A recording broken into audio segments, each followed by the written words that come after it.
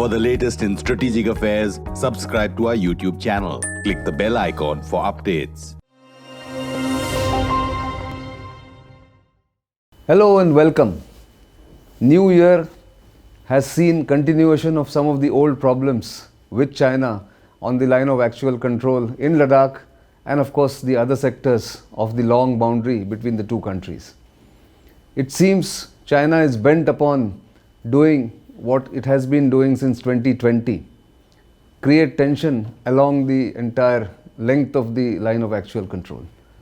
What does it signify and how does the future look like in 2022 is something that we are going to discuss with Lt Gen VG Khandare, a distinguished military officer who was DG DIA in his final appointment in the army headquarters, a very important post, and later, more importantly, served for 3 years as the military advisor to the National Security Council Secretariat and worked very closely until October 2021 with the National Security Advisor Ajit Doval.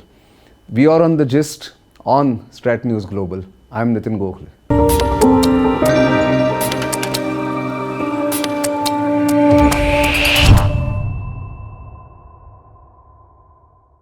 General Khandare, thank you very much for your time and for coming and giving us time to speak on a very vital subject. Thank you, Nitin. It's a pleasure being with you. Thank you.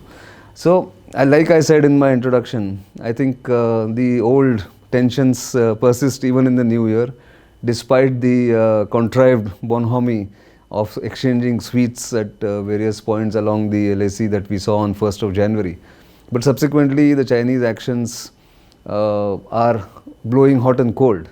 As somebody who's seen it up close since 2020, May 2020, when the crisis began, in the position that you were in, how do you foresee this tension or this standoff panning out, continuing or ending? What's your prognosis?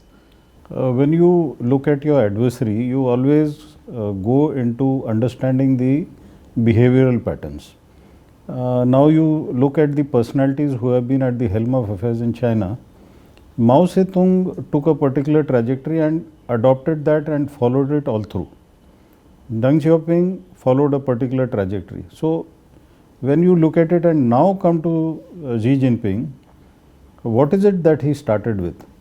Don't expect any deviation in that trajectory because that is the behavioral pattern of each leader.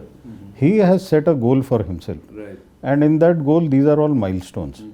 So, I think we should expect the same thing to continue. The direction would be anticipated. The momentum has to be very closely observed.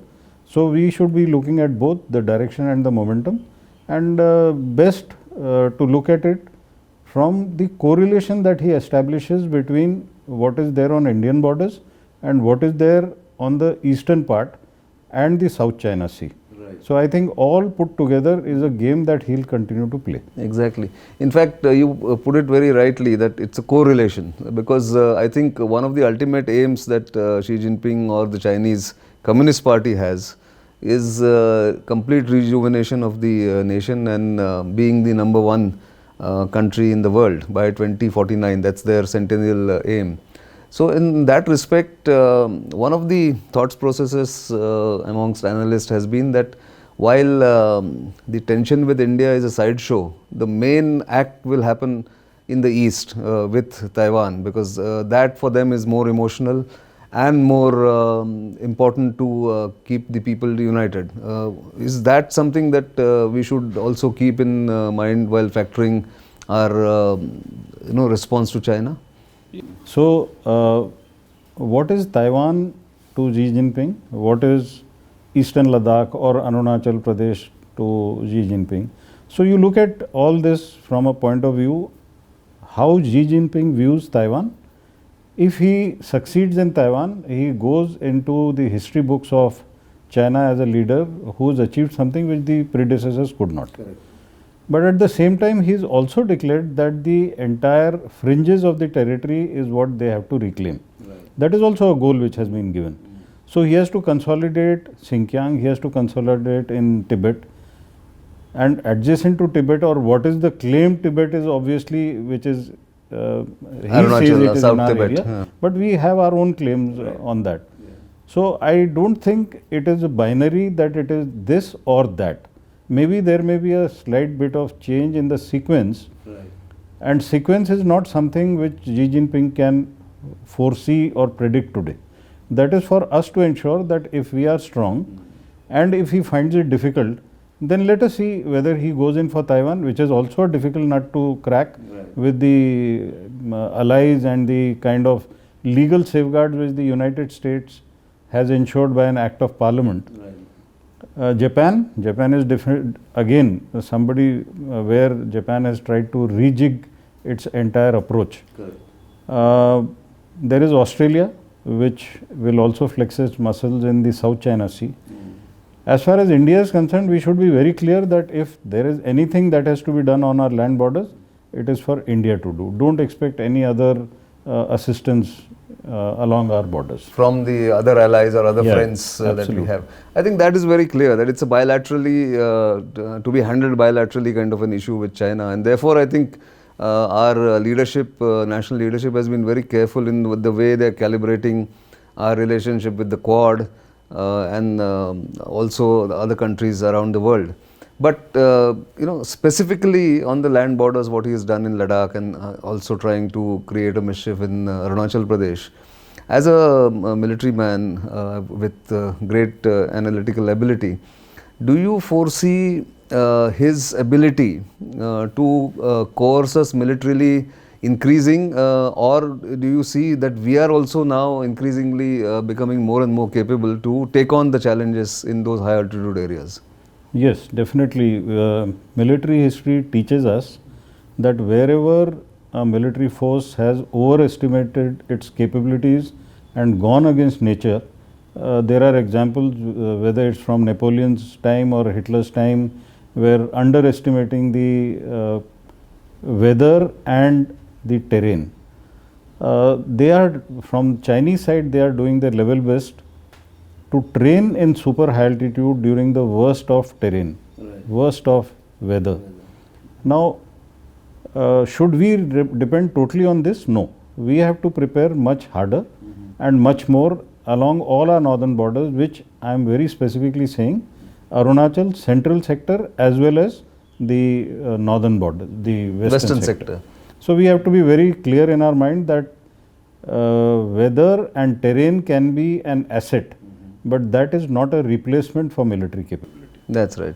But given what we have been doing for the past 5-6 years and the way we have stood firm against Chinese aggression, first in Chumur in 2014, then Dolam in 2017, and now in Ladakh for the past 2 years,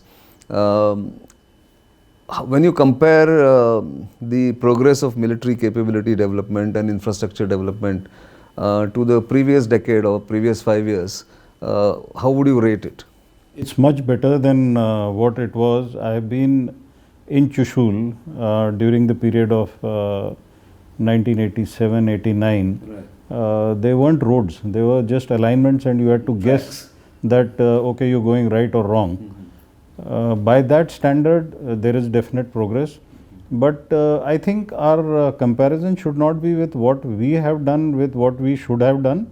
I think where we are now at this particular point, we should be comparing with what China has done. So our comparison, say whether it is border roads or it is the National Highway Authority of India or the state governments, we all have to focus on how do we compare with China. So our infrastructure development more in a synergized manner has to take into account our national resources. We don't have the luxury that China has.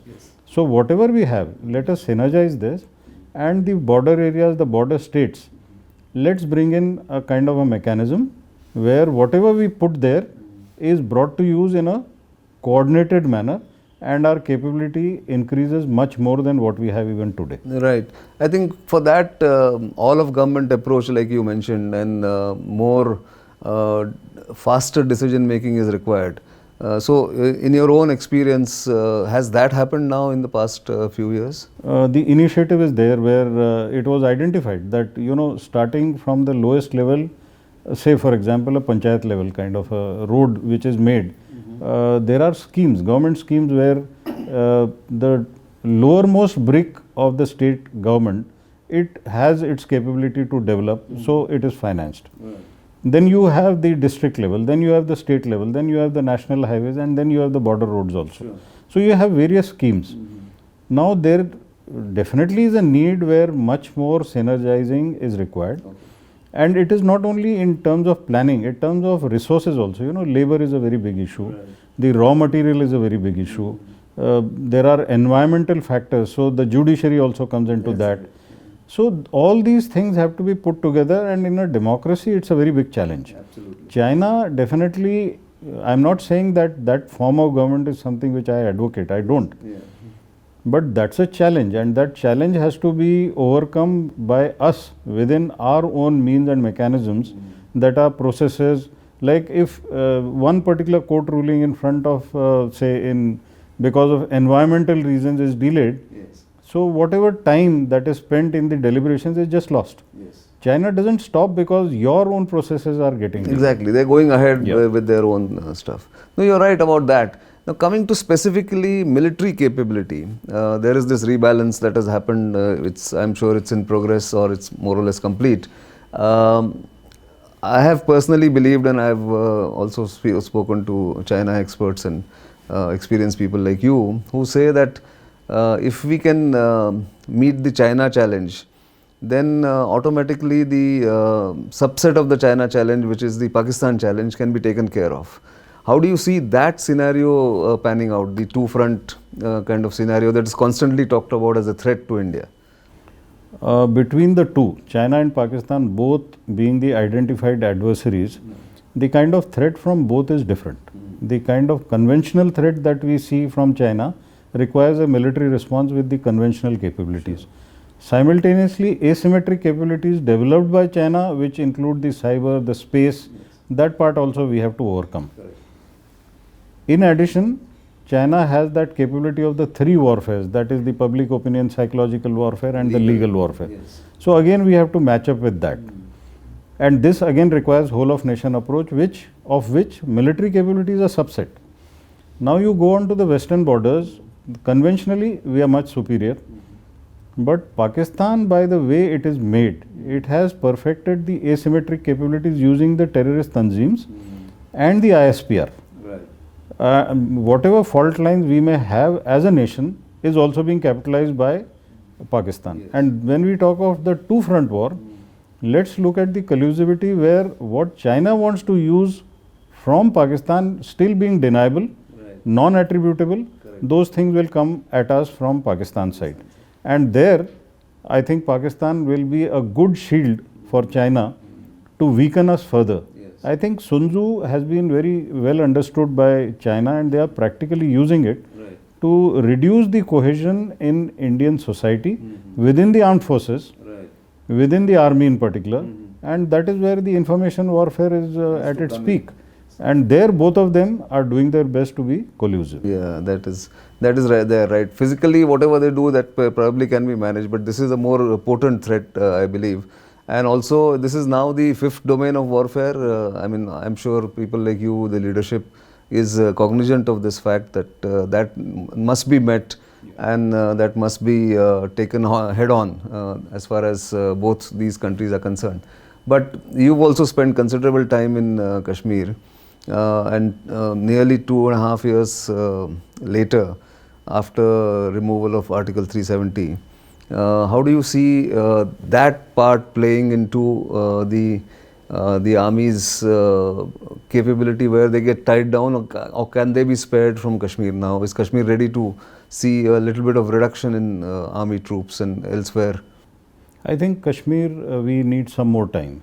Kashmir, after removal of Article 370, is going through the paces where democracy from the lowest level is getting consolidated.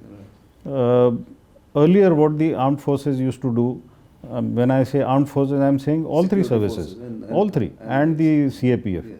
They were getting into the domain of Sadbhavna, where the people, the hearts and minds were being won.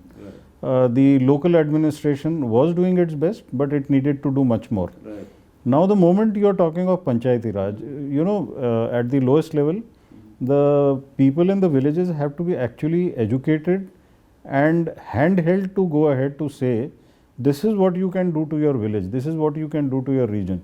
There is a lot of education activity which is going on from the government side.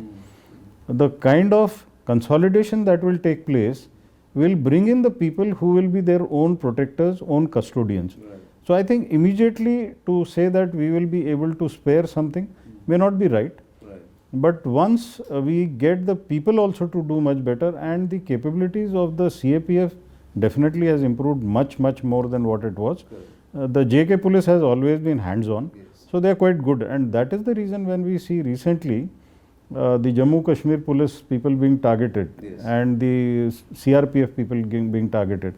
Whom do you target? Normally, if you look at the strategic decision of your adversary, he will try and weaken you. So that means that's an indicator that these two elements of the government are working fine. Since you have served in the Northeast, and Northeast is one vital area, or maybe a underbelly, weakened underbelly of the country, given the borders with Myanmar and other countries, China included.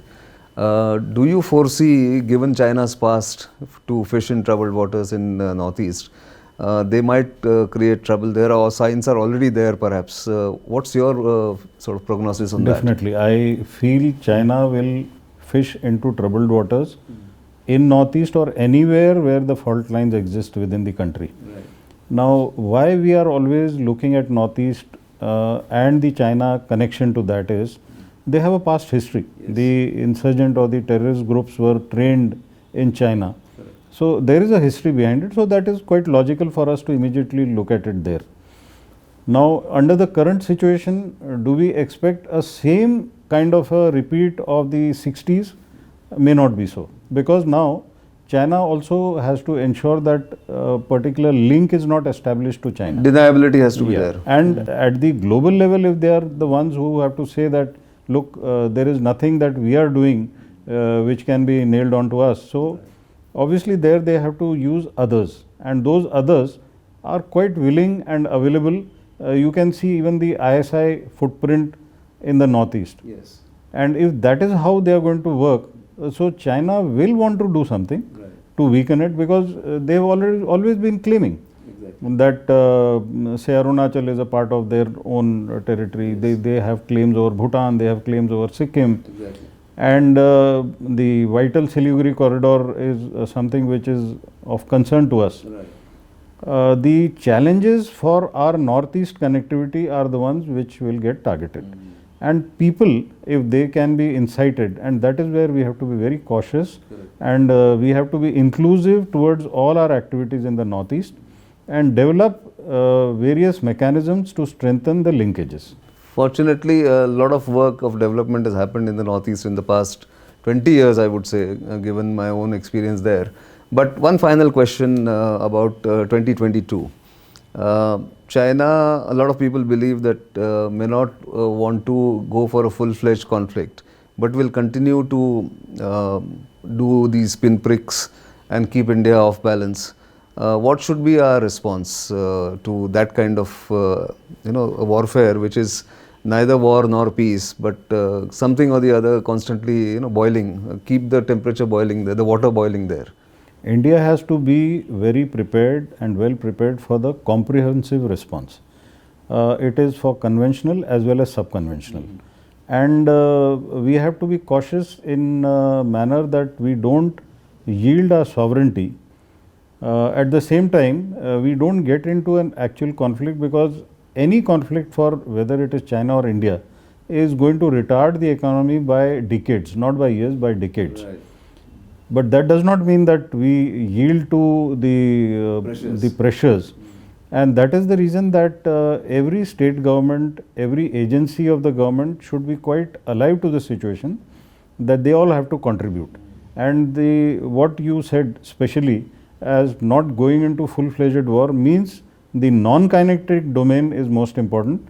And in the non-kinetic domain, it is each and every citizen who is a part of the stakeholding that the security and sovereignty of the nation has to be maintained. So that means cyber, space, Information warfare, banking, electricity, Everything everything has to we be have to- guarded. And like we just saw the information warfare or the perception management tools being applied in the first week of January itself. Absolutely. We have to be alive to that. Right. So that's a great warning, and I think something that is a sobering thought for 2022. But nevertheless, I think having handled the crisis in a reasonably firm manner, I think India must look forward to 2022 with little more optimism than before. Yes, absolutely. Even the maritime domain is what we should work ahead at, and then be sure that in the coming decade we do not get surprised there also. Right. It's a great thought, and in fact, your comprehensive views on what we should be looking at should give our viewers a food for thought. Thank you very much once again for coming and speaking to us and giving us an overview. Viewers, you know where to reach us. Do send us feedback. You know our social media handles, and of course, if you want such kind of erudite guests to inform and educate you, then do subscribe to our YouTube channel, and of course follow us on our different social media handles. Until the next time, it's goodbye.